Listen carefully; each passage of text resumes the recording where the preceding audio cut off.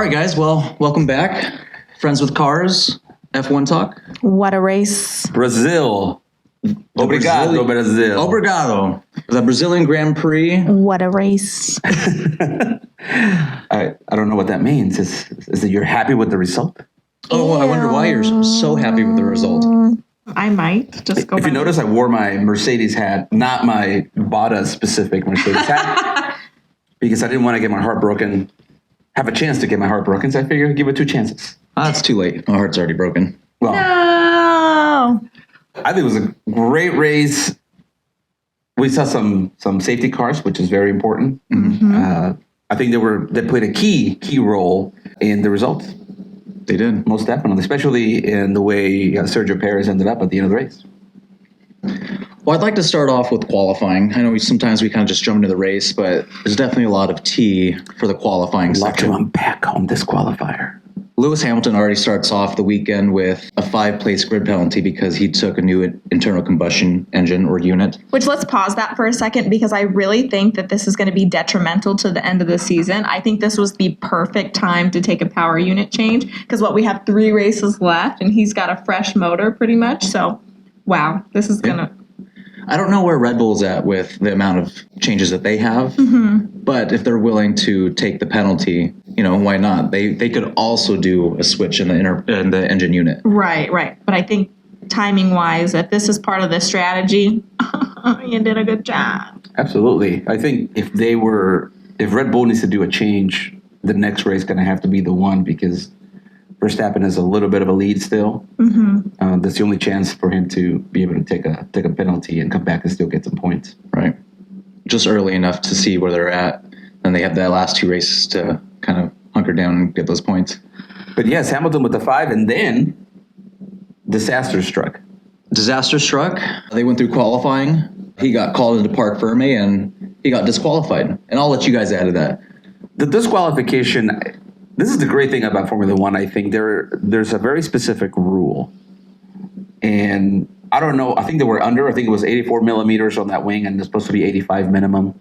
So the fact that he got disqualified, I think is great. I think it's, there's rules for a reason. So it's just bad luck on Mercedes' part, on Lewis's part, that happened. To add to that, the fact that Max decided to play private detective. And There's only one detective, and it's Detective Seb. Detective Seb. Seb Battle is the only one that can do it, to crack the case. I don't know if, I didn't know the rule, but then again, I'm not a Formula One driver. I don't know if all the drivers knew all the rules that were supposed to be, but Max went up and innocently, I guess, touched the wing of his car, and then the same did for the Mercedes car, and that got him a €50,000 penalty. I'm going to refer back to Niki Lauda did the same exact thing back in the day with McLaren. With James Hunt's car. Yeah. So Niki Lauda had the insight or the foresight to be like, I think they're too wide. And they were off by half a millimeter, half a centimeter. Something crazy. Something very, very small. Turned the car into a death trap after they changed it. So what you're saying is you think Max did the same thing. He realized that it was too wide or just didn't meet the regulations. Absolutely. And he called it out. Absolutely. And but wasn't the car already in Parc Ferme, which means it was already under investigation? No, I think the car was just stopped at the spot. And actually, you know what? We'll probably have to look that up, but I wouldn't be surprised. I mean, these guys spend millions of dollars on designing the car and making sure they have the fastest car, and then calling out other teams for what they have and they don't have. So I want to say there was probably a reason for them to be looking into that wing closely as they did, especially if it's supposed to be 85 and it was 84. I mean, at that point, someone's got a camera with the measuring tape that's checking everything. Right. Do you think Mercedes knew going into qualifying that they already didn't meet the regulations and they just were trying to get it past them? They have to know. You have to know. There's that is someone's job. That was manufactured. That was the wing that was manufactured. It has to be done to specification. There's no way they didn't know. Did they think they could get away with it? Maybe. I mean, it's such a small deficit. They probably were like, yeah, it's fine. Nobody's going to say anything. And then turn around and here it is. Wouldn't be surprised if there's a whistleblower that knew about it and called Red Bull. Ooh. Maybe it's Alex Albon. Oh, a little drama. I don't know what he would be doing in the garage, but, we need somebody to blame, so it's going to be him. So Hamilton got disqualified. sprint race, he had to start 20th. He went all the way up to 5th. And this is where the devil works hard. But Lewis Hamilton works harder. He works way harder than that. There's no denying that he's a great driver. He's got great skill. The greatest. Yes, absolutely. The greatest. There's no denying that. And the fact that he demonstrated that this weekend makes you pause and to see why people are actually going for him. And I get it. He is the best. And to go from 20 to 5th, ended up in 10th to start the race, to winning the race, that's incredible. Well, I mean, and some of it, obviously, I think we talk about this, and so does the internet in general. The car does have a lot to do with it, but I also think it's the driver. Like, if you put somebody else as the driver in that vehicle under the same deficit, I don't know if they would do so well. So I think it's like Russell when he choked. Yes. The team choked. The team choked, but yes. That was Hamilton Team pushing choked. that button. Yeah, he made the call. No one can win with my car. No one's going to win with my car. You can Yeah. get second, but you cannot get first. Right. He didn't even get second. No. No, you pushed the button a little too hard. Yeah. Yeah. But it just proves what kind of driver he is. And I think maybe like a season or two, it's like, oh, it's not fun because he's not winning or he doesn't seem as interested in winning. But it just proves that no matter how uninterested he is or how it seems to us, that just winning isn't a big deal to him, or it's not as big of a deal. Like races like today, you see it and it's like, that's the only thing on his mind is winning. And that's still something that obviously drives him as a driver. The Brazilian fans are definitely fans of Lewis Hamilton. Oh, absolutely. He's such a smoocher. They were booing Max when he went up to the podium. Booing Oh, him. were they? Yeah. Yeah. They do not care. No Well, tact. Even though he got 5th place in the sprint race, obviously he still got the 5-place grid penalty, started 10th, worked his way up. Mm-hmm. His way up. He did a great job. Wow. The Mercedes today in the straight lines. Crazy. Now, there's normally a segment of our podcast where we talk about the first race incidents, because it seems like the past 3 or 4 races, actually, when we first started doing this podcast, there has been some first lap incidents. Yeah. And in this case, it was Lando Norris, who on the first turn got a puncture. Now, you being a Lando Norris fan, Gustavo, I'll let you add to that. I understand that there was an investigation. I understand that there was no action needed after the investigation. But if I go by what I saw, and though I do like Carlos Sainz went on the radio and said, I got squeezed, I had no choice. Maybe he's trying to save face with his friend Lando. But if we look at the replay and look at where the cars were, he had plenty of room on the left-hand side. He was not being squeezed at the time. Yeah, I could do nothing to avoid that there. I got squeezed. Now, did Lando do a risky move to go on the outside? Yes, he did. Did he go off track to get it? Yes, he did. So wouldn't you say that it was delayed gratification? Because he did go off to try and take... If you're not going for the gap...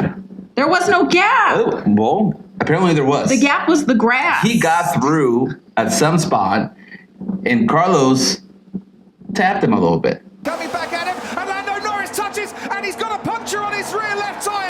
But even when he was going around, he still had like 2 tires off the track. That's not a gap. That's I feel going off like the track. if Hamilton would have done that, you would have been okay with that move.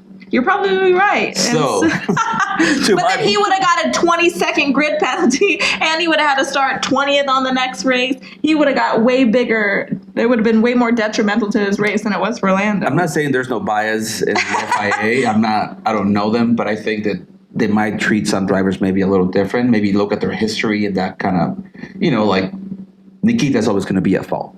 Right. But he's known for spinning. That's why he's Nikita Mazepin. Right. So I think there's something to say to that. I'm glad that they kept driving. I'm glad it wasn't a bigger deal. But yeah, Lando went for an area that maybe was a little too tight for him to get through. I just don't think that Carlos was being squeezed, and maybe there could have been room for him to get out of the way, which would have maybe cost him a place. I'd have to go back through the replay, but it looked to me that Carlos Sainz kind of turned his steering wheel a little bit to the right, edge him out just a little bit more. And like you said, there was no one to the left when we watched the replay. He had more than enough room. But as far as going for the gap, who had the bigger gap that they went for? Was it Lando Norris or is it Yuki Tsunoda? Yuki Tsunoda also went for a gap, and he got a Yuki Tsunoda didn't have. Yuki didn't have a gap. He was trying to make a gap. Right. I think that didn't work out for him. I do love the fact that drivers get on the radar right away and say, "Oh, he wasn't even looking," and then they get the penalty, and it's like, I want to see your reaction when they tell you, "Hey, by the way, you got a 10-second penalty." Because guess what? There was no gap. I have so much more to say about that, but Go for it. This is what the podcast is. Tell them thoughts for your thoughts. thoughts.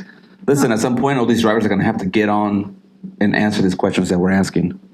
They're gonna walk out if they ever talk to me. One of these days. Yeah, we'll have them on as a guest. No, as soon as one of them sits down, they're gonna be like, "We're done. We're done." Yeah. Their PR person's gonna be like, "You're done. You're done. You can't speak to him anymore." I want to touch base on my heartbreak. Bottas continues over and over and over again to break my heart. Last race, he got pole. He got spun out by Daniel Ricciardo, the Aussie. He did. It's something that's different. This race, he also got pole and did not come in contact with anyone. He just got DP'd by the 2 Red Bulls. He did. No lube on that one. No lube at all. Just straight into it. I don't know. I just hope he does better with Alfa Romeo next year. There's got to be some sort of psychological issue going on that makes him freeze, because I think you're right. Every time he's been on pole, yeah, maybe it's somebody's fault, but we've seen it time and time again where it's just himself. He doesn't get through, and I don't think the cars are the same. I really don't. I think they keep saying that they are, but I don't think they're the same. I think Lewis's car has been worked on a little more.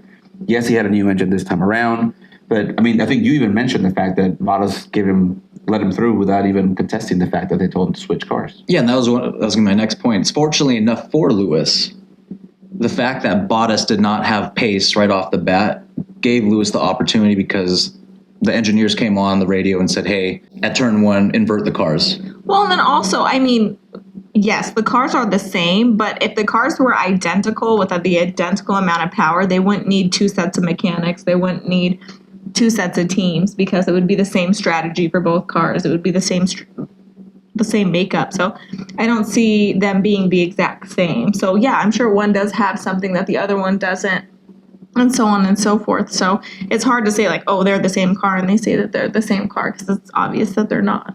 Well, Lewis, his car had a new engine in it. So. Right, but I guess, I mean, going back through seasons and also just this season alone, like, you don't need 2 different sets of people. And maybe Lewis is just that much of a better driver. Yeah, but then again, Bottas keeps qualifying ahead of him. But when it counts is when he chokes. That's when he chokes. Bottas, call us. Tell us what's going on with you. With the teams inverting the car, let me backtrack here. If the teams did not invert the car when they did, do you think Lewis would have won the race? I guess maybe. He did have the pace. I think it might have been a little closer than, I think he passed him at 10 laps left. I think it might have maybe a little closer. Mm-hmm. I think what did the race for sure was the safety cars. Right. Yeah. Right, because anytime Verstappen started like pulling ahead, it was either safety car or virtual safety car. But then Mercedes went in early with the pit stop, and then that really flustered Red Bull. So I think that had a lot to do with it as well. So I think maybe it would have been like 5 laps to go. He would have passed him instead of 10 laps if they hadn't have switched. And it's all strategy. I think we see it on TV, and we have our own opinion. Like pretty much any sport fan, we look at it. We should have done different. They should have done this instead. But I think we do kind of make comments, and then we hear the drivers question that. As you saw Bottas, is it the right strategy? Pulling in Sergio when they did, maybe they should have left him out a little longer. Who knows? Which I know Bottas had said that it could potentially be a 1-2 finish. And he might have been right, but I don't know. I don't see how that could have happened. It's interesting that they switched to the hard tires, yet they didn't use the hard tires. Mm-hmm. So they themselves did not know what the tire degradation would have been for the hard tire. Mm-hmm. So who knows? It could have lasted 45 laps. Yeah. Well, the commentators said historically that the tires degrade faster at Interlagos, which kind of goes to my next point is Lewis Hamilton was asked the question by Mercedes, his engineers, like, which tires do you prefer? And if you caught it, he didn't give him a direct answer. He was very cryptic with his response. But he wanted medium tires. He wanted medium tires. Which Yes, he didn't get. He did not get the medium tires. He went to the pits, got the hard tires, and he went on the radio and said, "That's not what I wanted, man." But I think going with the hard tires was the right choice, obviously. Well, he actually went back on the radio and was like, why didn't we switch? And they told him, like, you can't see the degradation on the tire the way that we can. He was like, okay, you're probably right. Because for me, when I saw it all go down, I thought they were going to put soft tires. I mean, I don't know what the tire regulations are. There were still like 30 laps left, though. I mean, but wow, would he have gotten an advantage? Mm-hmm. I think at that point, it was really all about trying to pass Verstappen. And he hadn't done that yet. And soft tires would have made that, I think, like non-negotiable. I will say one thing Mercedes did this time around that they didn't do in previous races when they lost was the minute Red Bull pitted, they pitted Hamilton right afterwards. Yes. They They didn't Past wait races, 2 or 3 laps. Yeah, they waited 2 or 3 laps and then pit, and that's what lost the race. This Right. time they did it right afterwards, and I think that was a brilliant move. Yeah, definitely. Well, and then they kind of set the pace because they started the pit stop. They started the early pit stop after, was it AlphaTauri did their pit stop? They were like, okay, it's our turn. And I think that really just sent Red Bull up in flames. They were like, wait a minute. No, they were supposed to get the data for us, not for Mercedes. I still feel like Sergio could have lasted 80 laps on those hard tires. 80 laps. I mean, he could have done the whole race. He didn't even need to pit, On right? the same tire, not On the pit. same I tire. keep saying it, though. Sergio knows the assignment. Granted, he was in 4th position. It was the 70th lap out of the 71st lap. And they called him in to get that fastest lap, and he got that fastest lap. Sergio's teaching a master class on how to keep your seat in Formula One. Yeah. Well, and something that happened in the beginning, and if I was Sergio, I would be pretty upset about this. He was like, make sure, have Max give me DRS. And I wonder if Max would have given him the DRS that he asked for, and then they both stayed in front of Hamilton, if Hamilton would have lost the race. That is actually a pretty good point.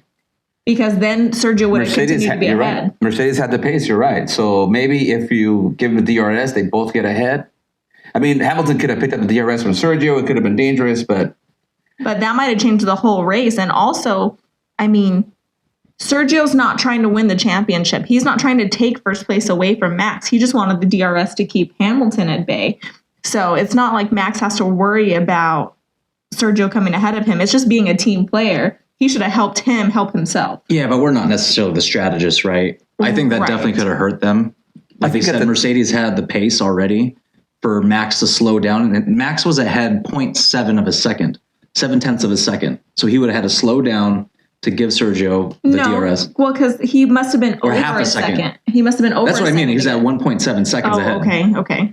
and I think we've seen it before, right? I want to say it was Vettel and Leclerc when they said, "Hey, let Leclerc pass," and he's like, "Tell him to drive faster." Yeah. So I think at that point in time, Sergio's request might have been a little bit unreasonable to ask for Max to slow down so that he can get the DRS. But I definitely see the point and the strategy of, hey, if we're both going fast, we're both picking up the speed, Yeah. we can help each other. Yeah, because, I mean, ultimately, if he would have got the DRS and Hamilton didn't get DRS, they would have already been, 2 or 3 kilometers ahead of him, and it could have been a 1-2 finish for Red Bull. Like, there's a lot of things that go into it that can totally change the whole outcome of the race.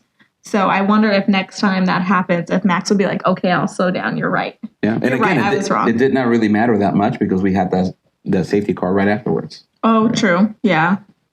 The safety car was huge for Lando Norris, though. Oh, Because he had to limp back to the pits after the first lap after that puncture. And then I think we had the safety car thereafter. Right. yeah. So it gave him an opportunity. I don't know where he ended off. Do you guys remember where he ended off? No, I was just think it thinking was that. 11th. It might have been 10. Gustav could check. I'll check it out. So Norris ended up 10. So he got Nice, 1 and the point. points. Got a point. In the points. In the points. Best of the rest. Doesn't matter if you win by an inch or a mile. Winning's winning. That's right. And he got that point. But you know what?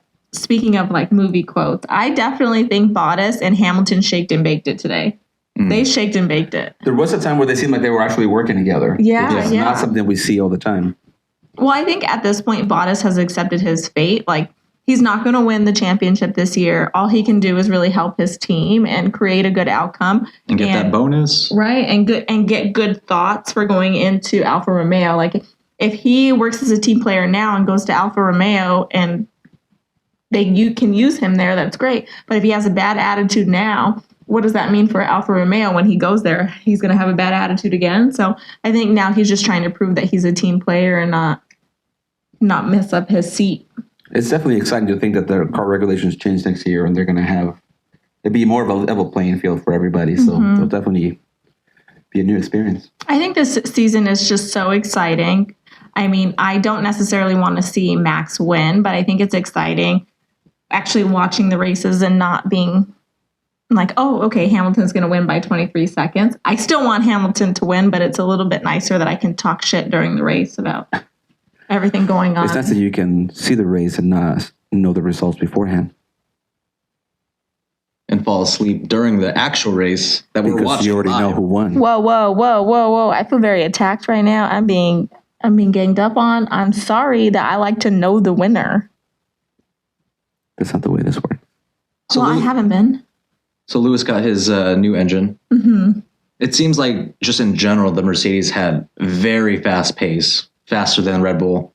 I know that Red Bull was quicker in the second sector. Mercedes was faster in the first and third sector. Mm-hmm. The last 20 laps was really fun to watch. Oh, for sure. There were several times that Lewis got within 0.1 of a second, but just couldn't pass Max. Right. And it's so weird to see after he did pass Max, how much of a deficit there was. Because I think they ended up at like 8 seconds away from each other, right. 6 or 8. Mm-hmm. So it's weird that he was able to hold him off for so long. But then as soon as Hamilton passed him, he was able to just totally pull away from him. Like, I just want to know why the cars were so different in speed when we've seen Verstappen and Red Bull be so fast. Because that wing, they had to replace the Mercedes. But now it's up to regulation. It shouldn't be better. Is this a time where we talk about that penalty that should have or shouldn't have happened between Max and Lewis? Yeah, absolutely. I know you have a lot to say, Jessica, so I'll prime you. I'll get you going.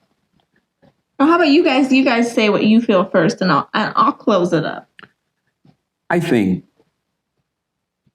Red Bull is known for being the first one on the horn and complain to the FIA for any reason that they feel like they were taken advantage of. It was interesting that the radio call we heard between them was them saying, we feel like it's just people racing, which is very unlike Red Bull when something happens to them. But I mean, it's part of the strategy. I get it. And you have to lobby and be known so that people know who you are and they kind of know what to expect. Looking at what happened, once again, we go back to the Carlos saying, I got squeezed out. I know Max had the speed. I know he hit the brakes late. It seemed to me that he pushed Lewis out. Now, he went out of the track himself, making it seem like he was also a little bit out of control. But I think he pushed him out himself. Lewis Hamilton, he was last at the start of the sprint. He's trying to take the lead from Verstappen, but he is forced wide by Verstappen, and Verstappen himself. Am I mad that Lewis didn't get a penalty? And I'm not necessarily mad about it. I think it definitely fueled Lewis's anger and fueled him to drive better. But does Lewis get treated a little bit different because it's Lewis? Maybe. I don't know. What do you think? James? I'll let Jessica handle that. No. I got to close this out because I got a lot of feelings. No, I agree. The fact that he definitely pushed him out. There's no way that both of them should have gone out. There's more than enough room to make that corner. They didn't lock up. I think he did push him out. Can somebody bring up the FIA for me? I'd like to see, is there any minorities on the FIA? I'd like to see that. Can somebody bring that up for me? Can you bring that up? I don't know who's a member of the FIA. So Google it. Google the FIA because I got a lot of feelings about this. Because had this been vice versa, I think Hamilton would have got a 5-second penalty and it would have been ridiculous. And I think even Hamilton said it over the radio when they were like, no, it was a racing incident. He was like, of course, because they always penalize him harder than they do, I think, a lot of other racing drivers. And that just frustrates me to no end. Yeah, I don't see the FIA people. Okay. Well, maybe that's supposed to be a secret. I'd like to know if there's any minorities on the FIA because obviously there's not a lot of minorities in Formula One. So I almost feel like that is part of it as well. I hear what you're saying, but I think that I don't think that plays into it. I think it goes to the point that I was saying that it's Lewis Hamilton, Yeah, not necessarily the color of his skin. I agree with that. But I think it's the fact that you're talking about a 7-time world champion who literally will destroy any other driver. And somehow, like we said, the devil works hard, but Lewis works harder. See, but that's not fair either because Vettel's a 4-time world champion, and they don't penalize him as hard. I don't think it's fair either, but I think that he's just a guy. He's just a guy to take out right now. I would just love to speak with the FIA for 20 minutes. I want all of you guys in a room, and I'd just like to hear your guys' perspective. That's all. So, bar the fact that I don't know if it's related to racism or not, I do agree with you that if it would have been the other way around, he would have got a penalty. That he would have gotten a penalty. Absolutely. I think I do agree with that. And it's so obvious that Max pushed him out because Max got out himself. You can't go this way without turning your steering wheel this way. So that's pretty obvious to me that he pushed him out. If we want to go by race, I would say that the calls today were very consistent, given that Carlos Sainz got no penalty and Max got no penalty. The only one that got a penalty was Yuki, and it was very well deserved because there literally was no gap for him to go through. We have talked about this before. You are a bit biased. I am biased, and I your don't favorite pretend driver, to be anything less. Lewis but it just Hamilton. seems well, and I think that Lewis feels the same way that I do. I mean, I haven't spoken to him recently or anything, but I think he feels the same way I do. We'll reach out to Lewis for a comment on this, and when he calls us, we'll update you on it. Well, the championship's really tight. It is very tight. Max Verstappen, 332.5. Lewis Hamilton, 318.5. 14-point deficit for the Drivers' Championship. I forget, what's the Constructors' Championship points again? They are 10 points away. 10 points. The 10-point difference on the. But Mercedes is winning. Mercedes is on top, right? Only by 10 points. So it is very close. It is. Listen, it's exciting that it's so close because we literally are going race by race at this point. It's a nail biting type of season, and even if Max wins the next race, it doesn't mean that he wins the championship. Right. You have to go to the last one. Well, this time in 2019, Lewis had already won the championship. Right. He did. Which is no fun because that leaves 3 races left in the season, and you already know who the Drivers' Championship. And it was the only reason Russell was able to drive that car. Right. Oh, that's right, because he got COVID. Allegedly. He was like, you know what? I'm just going to go I just won the championship. I'm just going to take a weekend off, guys. Can you just get somebody else to drive for me since I already won it for you? He just started No, we didn't have Brazil in 2020, did we? No, but there was races still left. Yeah, right. Japan, Okay, right? They raced in Japan. Didn't Russell race in Japan because it was a night race? No, he raced at the one where Grosjean crashed at. Baku? Baku. Because that's a night race, right? Because it was night. Yeah, they did back-to-back races. They had that smaller, shorter lap, which is the same track, but they just made it shorter. Right. That was good. Russell, I'm looking forward to seeing you next year. Don't break my heart. It'll be interesting. I think Russell's going to be a good number 2. I think he's been a number 1 in a Williams. So he's going to be a number 1, though. He's going to want to be a number 1. Right. All I want for Christmas, not this Christmas, but next year, is for Valtteri to be ahead of Russell. Oh my gosh. In the championship. That'd be amazing. That's how I feel about Ricciardo and Alonso since Ricciardo left Alpine. Alonso, yeah. Oh, yeah, that's right, yeah. So every time he beats Alonso, I'm like, okay, that's good. I mean, today didn't work out in our favor. He did have a power unit issue. I think he lost power, so he had to retire the car, according to the commentators. Right, which is something Mercedes has to worry about because they're using Mercedes engines, and the thing that was a common made, that car had to retire, and Mercedes has to look at that. Depends on how old the motor was, though. It'd be a shame if Lewis's engine just failed next race. Whoa. So do you want Verstappen to win? Is that who you're gunning for? Listen, I don't want Verstappen to win, but I also don't want Lewis to win. Why? The problem is there's no other driver that has a chance right now. Agreed. And I wanted Valtteri to win this year. I really did. He started strong. It all went downhill.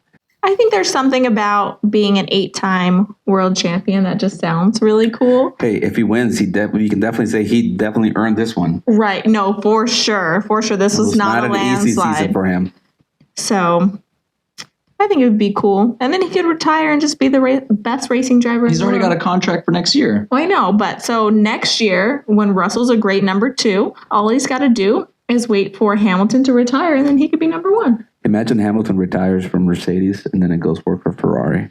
I don't think that would ever happen. Or work First of for all, Red Bull like Niki Lauda just switched, I think If Niki did it, anybody can do it. Ferrari will never take Hamilton. Their fans hate him. I just don't think that that's ever going to be a move. I think if anything, he'll come to Mercedes because he came to Mercedes when everybody told him not to do it. They were like, don't go there. Like, that's going to be the worst thing of your career. And look what it's taken him. I don't see him being an advisor for anybody other than Mercedes. I mean, maybe McLaren, because that's where he started and won his first world championship, but I don't think that. Hey, he might be the new Toto Wolff. And he might be. But I don't think he's got the attitude like Toto Wolff. He can't be Toto Wolff because nobody can be as savage as Toto Wolff. Toto Wolff's got like bodies in a warehouse that he goes and sees after he wins the race. Before the race, they get inspired, and after the race, they keep adding to it. Right. What'd you say about my mom? You talk about my mother. Well, do you guys have anything else to talk about? No, I'm just very excited for the next race. We have a race that's coming Sunday. Oh my gosh, it's a triple header? It's a triple header. And then we take a week off, and then we come back for the final race. Ooh. So No, there's 2 more races after that. for the other races, right? Yes. So It's 2 races in December, I think. Nice. I mean, what are we going to talk about when there's no Formula One?